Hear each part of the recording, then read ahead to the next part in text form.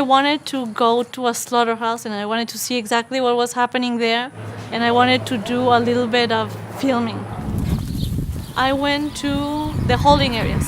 I saw that these animals were really, really terrified, and somehow they all knew what was going on because they would start walking back. Somehow they sensed that something wasn't right. There was a cow that was housed individually. This was a huge, beautiful, completely white cow. And she was terrified.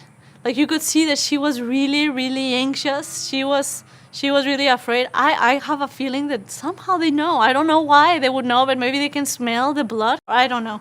But she was really nervous. And we were at the end of the visit, so I asked the guy who was giving me the visit if I could stay there with the cow. So he stayed with me, and we were talking with the cow for about 15 or 20 minutes. He was just standing there.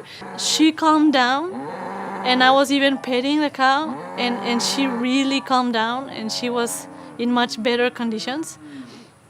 But then the next day, when I went to the actual slaughter facility, it came the turn of all of the cows, it came the turn of that white, beautiful cow to go through slaughter. And it was so much harder because the fact that this white cow she didn't even fight back like the other cows. She could smell the blood, she could hear the other cows, she knew exactly what was going on, but for some reason, I think she thought that I was going to help her because she even like positioned herself, like they didn't have to shove her in too much. The workers were like shoving the other cows, and the other cows were getting on their hind legs. They were trying to crawl the wall.